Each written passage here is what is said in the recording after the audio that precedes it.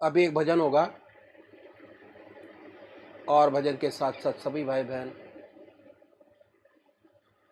अपने अपने इष्ट का ध्यान करेंगे। ध्यान कैसे करें?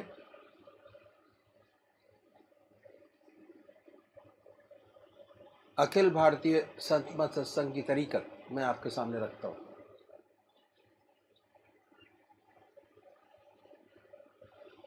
सबसे पहले निश्चित कीजिए कि परमात्मा की कौन सी मूर्त, कौन सी सूरत, कौन सी शक्ल आपको सबसे ज़्यादा प्यारी लगती है। मूर्ति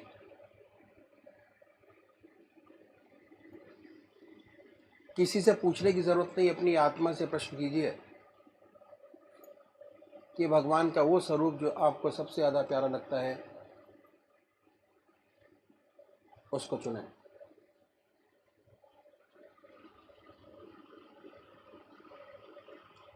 उसके बाद किस नाम से आप उनको याद करेंगे उसको भी चुने। मंत्र तो क्या हुआ, दो चीज़ आपने चुनी, एक अपना इष्ट देव और एक मंत्र। उसके बाद पूजा के स्थान पर जाइए, जिस स्थान पर बैठे हैं, जिस आसन पर बैठे हैं उसी आसन पर बैठें। बड़े प्यार से धूप बत्ती अगरबत्ती जलाएं। बड़े आराम से बैठिए और बैठने के बाद ये महसूस कीजिए कि आपका इष्ट शरीर आपके सामने विद्यमान है।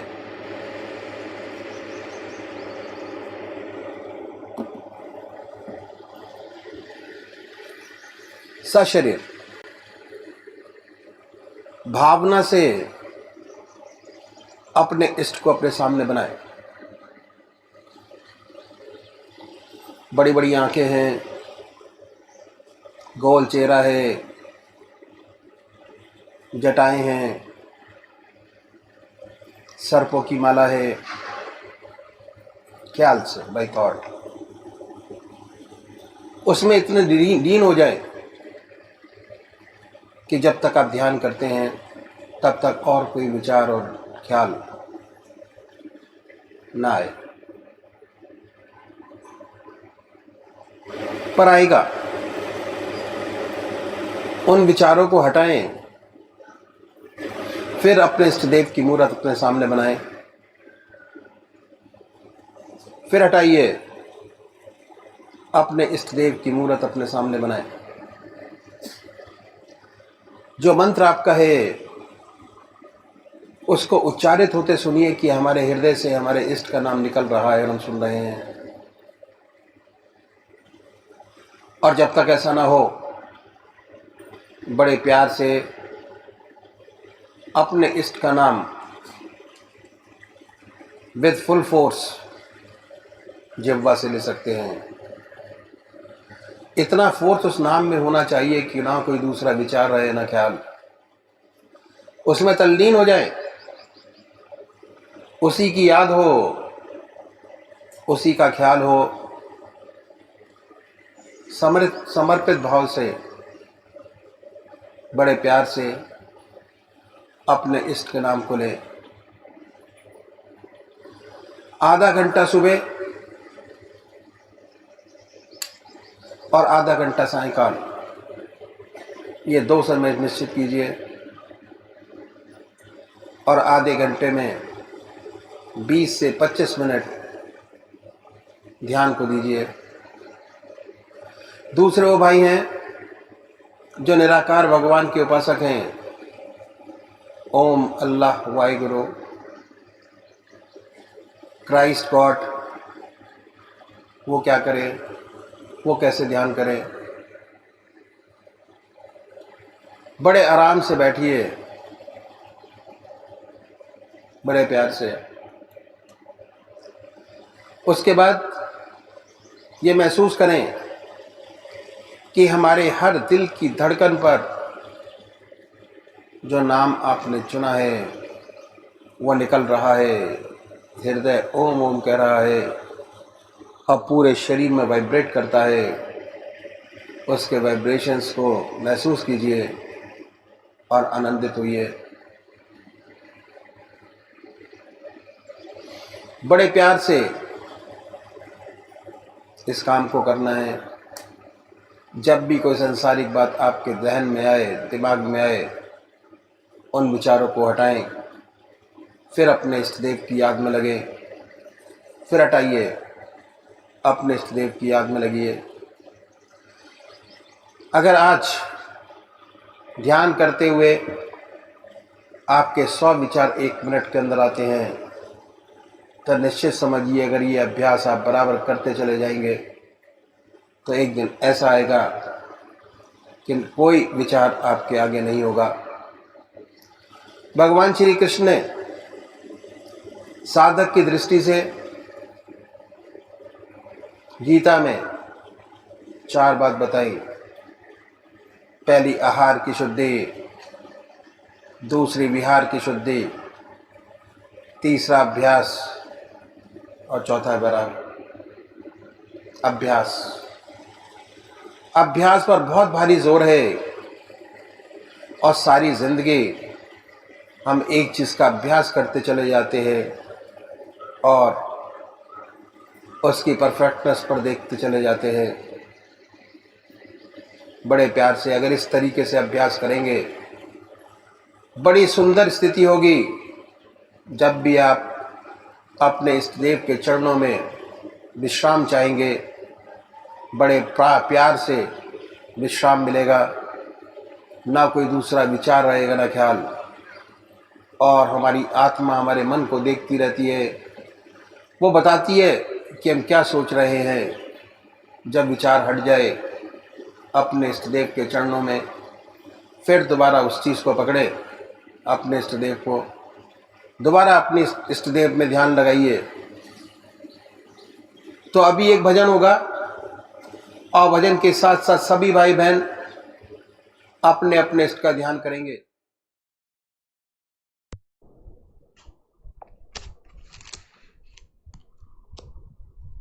उनके संगे दर से कुछ है सी मोहब्बत हो गई।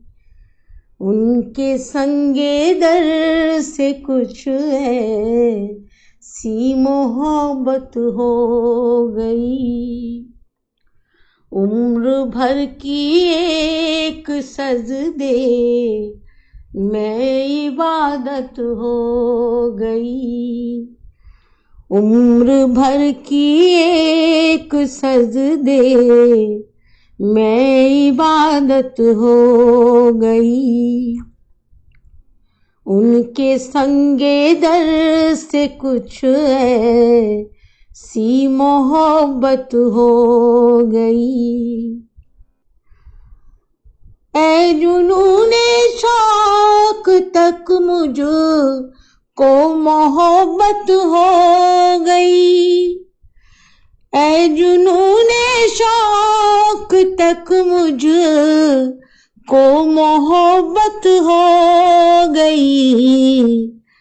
यार की सूरत व ज़ाहिर मेरी सूरत हो गई। यार की सूरत व ज़ाहिर मेरी सूरत हो गई। उम्र भर की एक सजदे मैं इबादत हो गई। उनके संगे दर से कुछ है सी मोहब्बत हो गई। उस सनम के आस्था पे हमने सजदा कर लिया। उस सनम के आस्था पे हमने सजदा कर लिया बेखुदी में आज ये कैसी इबादत हो गई। बेखुदी में आज ये कैसी इबादत हो गई। उम्र भर की एक सजदे में इबादत हो गई। उनके संगे दर से कुछ ऐसी मोहब्बत हो गई। जानो दिल कुर्बान तुझ पर ऐ जमाले नूर यार। जानो दिल कुर्बान तुझ पर ऐ जमाले नूर यार। जब तुझे देखा तो जाना वचनामृत की तिलावत हो गई। जब तुझे देखा तो जाना वचनामृत की तिलावत हो गई। उम्र भर की एक सजदे में इबादत हो गई। उनके संगे दर से कुछ ऐसी मोहब्बत हो गई। इस तमज्जो इस मोहब्बत इस इनायत के निसार। इस तमज्जो इस मोहब्बत इस इनायत के निसार। जिस जगह चाहा वहीं पर उनकी ज़ियारत हो गई। जिस जगह चाहा वहीं पर उनकी ज़ियारत हो गई। उम्र भर की एक सजदे में इबादत हो गई। उनके संगे दर से कुछ ऐसी मोहब्बत हो गई। उनके संगे दर से कुछ ऐसी मोहब्बत हो गई। उम्र भर की एक सजदे में इबादत हो गई। उम्र भर की एक सजदे में इबादत हो गई। उम्र भर की एक सजदे में इबादत हो गई।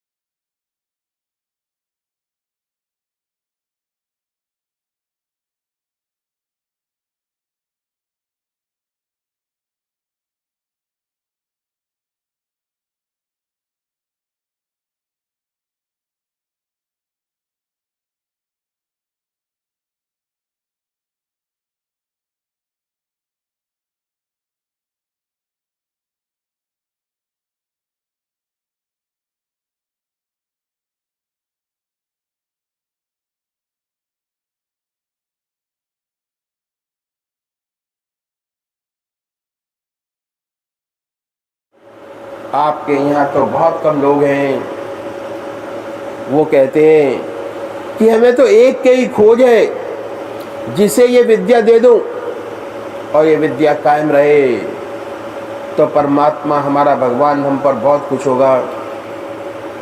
एक बार कानपुर का भंडारा था, उस भंडारे में लखनऊ के प्रोफेसर साहब लाला जी के शिष्य थे, पधारे हुए थे। उन्होंने इस भंडारे में ऐलान किया कि मेरी भाई बिजमोहन लाल जी से प्रार्थना है, अगर मान लें। बोले क्या प्रार्थना है? एक तो इनकी जो मुसलमानी वेशभूषा है उसे बदल लें। सही बात है, दाढ़ी रखते थे, मुसलमानी रंग की टोपी पहनते थे, वह भी लखनऊ सूफी टाइप की पहनते थे। दूर से ऐसा मालूम होता था कि मुसलमानी वेशभूषा है। वैसे धोती कुर्ता पहनते थे। उन्होंने ओपनली कहा, एक तो ये वेशभूषा बदल दे जो मुसलमानी है, और दूसरे गेरुआ वस्त्र धारण कर ले तो सारा हिंदुस्तान का शिष्य हो जाएगा, इनको प्रचार की जरूरत नहीं पड़ेगी। तब आप बोले, आंखों में आंसू भरकर आंसू आ गए और कहने लगे, भाई बहनों, इन्होंने गारंटी दी है कि सारा हिंदुस्तान मेरा शिष्य हो जाएगा। अगर एक भी आत्मा को परमात्मा से मिला सका तो मेरा मिशन पूरा हो जाएगा, मेरा मालिक मुझसे खुश होगा। ऐसा इस सत्संग का आदर्श रहा, ऐसी आदर्श था। तो यह है, इसलिए ये सेवक कहता है कि जल्दी हरगिज़ मत करो जब तक आप खुद ना देख लो कि वाकई में ये इंसान अध्यात्म में इंटरेस्टेड है, तभी पूजा सिखाएं, नहीं तो नहीं। अगर आपको विश्वास हो जाए तभी उसे आगे बढ़ाएं। भीड़ का कोई फायदा नहीं। अगर आपने एक काम कर लिया, कहा और उसे करते नहीं तो क्या फ़ायदा। तो आप अच्छी तरह देख लीजिए कि हमें क्या करना है, अभ्यास करना है, हमें कैसे अपने जीवन को बनाना है, कैसे हमें सत्संग के आदर्शों का पालन करना है, कैसे हमें ज़िंदगी बनानी है। तब आप आइए।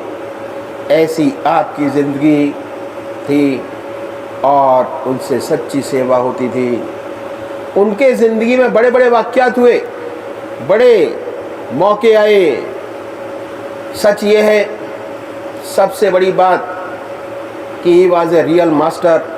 अध्यात्म के रास्ते को अच्छी तरह जानते थे और सच्ची गाइडेंस वे आपको देते थे, और ऐसी गाइडेंस देते थे कि जो भूले नहीं, याद रखे।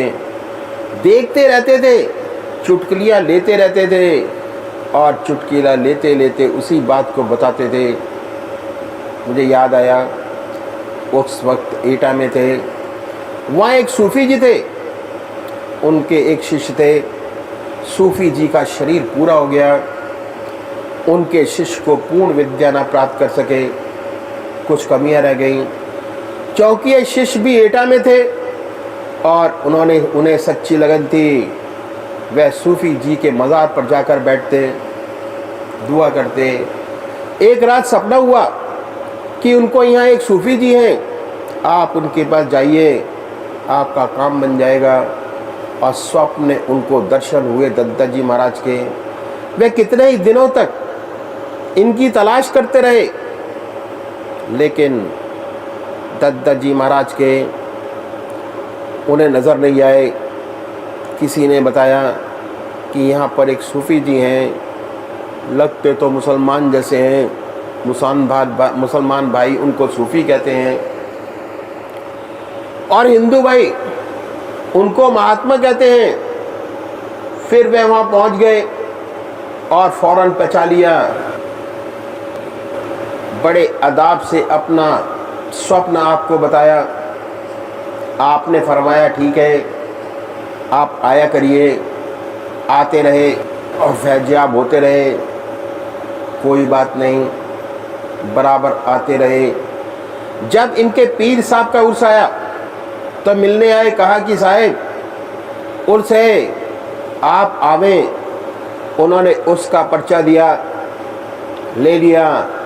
लेकिन जिस अदब और अदाब के साथ आपको इनवाइट करना चाहिए था, उस तरीके से आपने इनवाइट नहीं किया। वो बात नहीं थी। बोले कि देखो भाई, ऐसी बात है, मैं घरवाली से मालूम कर लूँ, अगर वे इजाज़त देंगी तब मैं आऊँगा, उसमें अन्यथा नहीं। आप तशरीफ़ रखे, बैठ गए, इंतज़ार करने लगे और आप घर के अंदर जाकर बैठ गए, ऐसे कुछ हुआ ही नहीं। आधा घंटा, घंटा, 1.5 घंटा, 2 घंटा, 4 घंटे तक बैठे रहे, फिर भी आप बाहर नहीं आए। आप सोचने लगे कि ये तो जनपरस्त है, बाहर निकलेगा नहीं। बीबी के पास जाकर बैठ गया। मन तो शैतान होता है, उठकर चले गए। उर्स किया, ठीक रहा, लेकिन उर्स ख़त्म हुआ। उस रात को उन पीर साहब ने दर्शन दिए स्वप्न में कि पीर साहब ने कहा कि तेरा उस मुकम्मल नहीं हुआ, तूने उन सूफ़ी जी को तो बुलाया नहीं। तब तो बड़ा खटका। फिर हजूर के पास आए और बोले कि आप नहीं आए तो मेरा उस मुकम्मल नहीं हुआ। ऐसे मेरे पीर साहब ने स्वप्न में फरमाया। आपने कहा अच्छा, आइंदा जब दोबारा उर्स होगा तो चलेंगे। फिर ऐसे रास्ते पर डाल देते थे, बहुत ऊंची उनकी तामील थी। ये उनका तरीका था। स्वप्न से डायरेक्टली इनडायरेक्टली ऐसा सच्चा ज्ञान मिलता था, उसका इम्प्रेशन सारी ज़िंदगी नहीं भूलता, कभी जाए नहीं। ये उनकी विशेषता थी। एक बार ऐसा हुआ कि कानपुर में बैठे थे महात्मा रघुबीरदास जी महाराज, उनके पिताजी, वे भी कानपुर में थे। लगभग 8:30 बजे जब सत्संग समाप्त हुआ तो कहने लगे कि झांसी जाना है। आपके पिताजी ने फरमाया कि क्या बात हो गई, क्या बात है? बात चली रही थी कि इतने में तार आ गया, transfer to Jhansi, join immediately, leave by first train. जाना है, ऑर्डर है, नई जगह थी, कभी झांसी नहीं गए थे। एक रिटायर्ड वकील साहब जो पूज्य चाचा जी महाराज के पास आते रहते थे, आपने चचा जी महाराज ने उनसे कहा कि बड़े भाई के साथ, इन्हें बड़े कहते थे, आप चले जाओ। वकील साहब रिटायर्ड लाइफ लीड कर रहे थे, उनके साथ चले गए और प्रातःकालीन दोनों झांसी पहुंच गए। झांसी पहुंचे पर बाजार गए, बोले कि भाई दफ्तर जाने से पहले कुछ नाश्ता कर ले। बाजार में पहुंचे, एक हलवाई की दुकान पर, उत्तर प्रदेश में झांसी का नाश्ता उस ज़माने में नाश्ता था देसी घी की जलेबी और दूध। 1 पाव जलेबी और आधा सेर दूध लिया, नाश्ता करने लगे। इतने में क्या हुआ कि एक फ़कीर आ गया। उसके आते ही सारी दुकानों के शटर्स फटाफट बंद होने शुरू हो गए। जहां उसकी शक्ल देखी, फटाफट सारे दुकान के शटर्स बंद करने लगे। बाजार में शोर मच गया, कहने लगे भागो भागो। तो ये तो दूध पी रहे थे, दुकानदार ने भरसक कोशिश की कि ये लोग अंदर आ जाए, लेकिन ये नहीं गए। वह दुकान का शटर नहीं डाल सका और इत्फाकन वो फ़कीर वहीं पर ही आ गया और इन्होंने आपका हाथ पकड़ लिया और कहने लगा कि दूध पिला दे। इन्होंने कहा हाँ भाई ज़रूर भाई, आधा सेर दूध और 1 पाव जलेबी इसे भी दे दो। इसके बाद और मांगा, फिर आधा सेर दूध और एक पाव जलेबी उसे और दिला दी। उसका पेट भर गया, डकारें लगी। उसके बाद और जिद करने लगा कि और खाऊंगा। बोले पेट तो भर गया, खामा खां जिद कर रहा है। वह जिद करने लगा कि नहीं खाऊंगा। अच्छा खाओगे, 1 पैसे का दूध और जलेबी और दे दो। हलवाई ने दिया, लेकिन वह होठ से छू ना सका। भरसक कोशिश की। उसके बाद उसको गुस्सा आ गया, झल्ला गया और झल्ला कर उसने शेर पढ़ा कि ये दर्द दिली तो है जिससे उसे पाते हैं। और उसके बाद वह क्या कहता था कि यह कहने के बाद बद्दुआ देता था। उसकी बद्दुआ सफल हो जाती थी। इसलिए ही वाज ए टेरर इन झांसी। कोई उसके सामने नहीं पड़ता कि भाई बद्दुआ ना दे दे। उसकी बद्दुआ लग जाती थी। उसने कहा कि ये दर्द दिली तो है जिससे उसे पाते हैं। आपने उसका हाथ पकड़ा हुआ था और हाथ पकड़कर बड़ी ज़ोर से झटका और कहा, अरे कमबख्त, ये दर्द दिली तो है जिससे उसे पाते हैं। अब खुदा भला करे उनका जो दिल दुखाते हैं। झांसी में छोटे छोटे टीले हैं। एक टीले पर चढ़ा और अल्लाह अकबर का नारा लगाकर छलांग लगा दी, शरीर छोड़ दिया। बात क्या थी? बात ऐसी थी कि वह सताया हुआ था। छोटी उम्र में उसके माता पिता का स्वर्गवास हो गया, छोड़कर चले गए। उनके रिश्तेदारों ने उसे लूटा, खसोटा, बहुत तंग किया और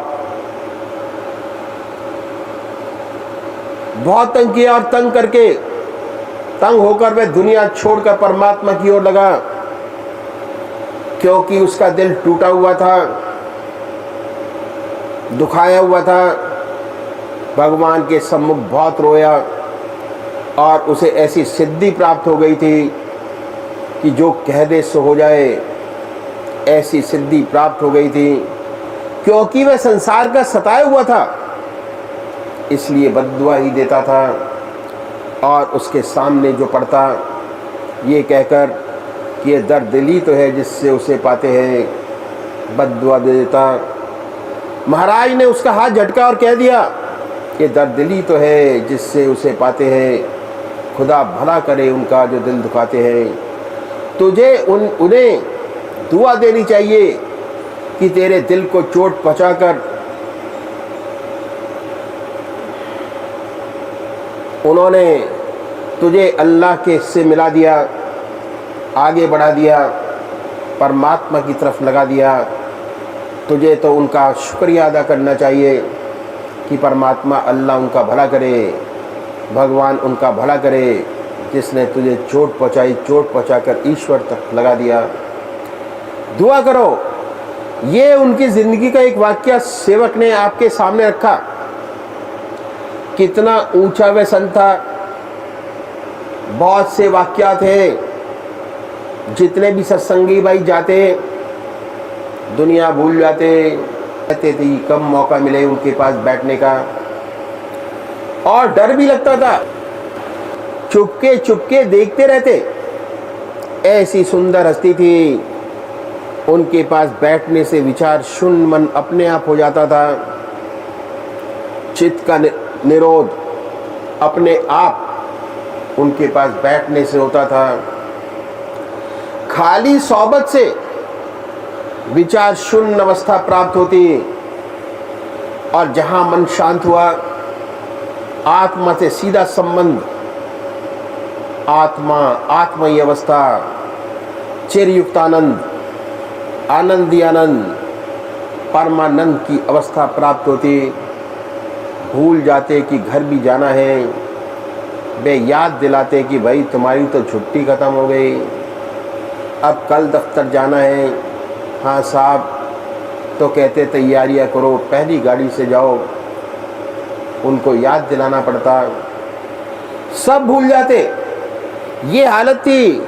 ऐसा ऊंचा व्यक्तित्व था। ऐसे वे महापुरुष थे।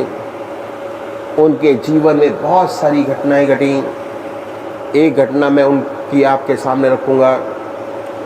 उस ज़माने में फतेहपुर में थे, रात को अक्सर बहुत देर से सोते, बदन उनका दुखा करता, बदन में दर्द हुआ करता। खास कर जो सत्संगी भाई थे उनसे ही बदन छुआते, सबसे नहीं। ऐसे लोग हाथ पैर दबाते, सिर गर्म रहता, हल्के हल्के हाथों से, उंगलियों से सिर में तेल लगवाते, बहुत मुलायम हाथों से। रात के 2 बजे सोते, सुबह 5 या 6 बजे उठ जाते थे। ज़्यादा से ज़्यादा 3 घंटे की नींद। एक बार क्या हुआ कि रात में बैठे हुए थे, ध्यान में बैठे थे, रात के 1-2 बजे का समय रहा होगा। बाबू शिव नारायण प्रताप एडवोकेट, जो बहुत ही डिवोटेड, श्रद्धालु, सच्ची सेवा करने वाले भक्त थे, वे भी वह बैठे हुए थे। बैठे बैठे आपका शरीर एक तरफ को लग गया। उठाया, डॉक्टर ने कहा कि हार्ट फेल हो गया। इनमें कोई हरकत नहीं, दिल की धड़कन बंद हो गई। पूजनीय माता जी ने कहा कि ऐसा हो ही नहीं सकता, गलत है। आपकी आज्ञा से फौरन अंगीठी जलाई गई। हाथ पैरों को तेजी से गर्म करना शुरू किया। पूजनीय माता जी ने कहा कि जितने हमारे बुजुर्ग हुए आज तक सब कह कर गए, ये कैसे हो सकता है कि बिना कहे चले जाएं? कम से कम कुछ इशारा तो करते जाने का। कोई इशारा नहीं किया। हमें विश्वास नहीं सिखाई की गई। और थोड़ी देर बाद हृदय की धड़कन शुरू हो गई। जब सुबह डॉक्टर को पता लगा कि ये तो जिंदा हो गए, बड़ी शर्म करते हुए आए और जानते थे कि सूफी हैं। बड़ी हलचल शहर में हो गई, लोग मालाएं और फूल लेकर आने लगे। उसके बाद आपको लो ब्लड प्रेशर की बीमारी हो गई। उन्होंने अपने डिपार्टमेंट में दरख्वास्त देकर अपना ट्रांसफ़र यहाँ से फ़ौरन करा दिया जाए। इस अर्जी का ट्रांसफ़र एटा हुआ। उस ज़माने में एटा में रेलगाड़ी नहीं थी। जब सारा सामान ट्रक पर लद गया तब घर से बाहर निकले। इतनी ख्याति से अपने आप को बचाते थे, किसी किस्म की ख्याति नहीं चाहते थे, इतना अपने आप को छिपाते थे। कुछ दिनों बाद जब एटा जाना हुआ तो परम पूज्य माता जी ने थोड़ा बहुत बताया कि क्या हुआ था, लेकिन हमारे महाराज जी को इससे संतुष्टि नहीं हुई कि क्या हुआ क्या नहीं। रात को सोने के बाद जब सुबह उठकर गए चरण छूने तो श्री सद्गुरुदेव जी महाराज के तब परम पूज्य माता जी ने अपना स्वप्न सुनाया। बोली कि रात को हमने स्वप्न देखा। बोले क्या स्वप्न देखा, सुनाओ। तब सब स्वप्न सुनाया।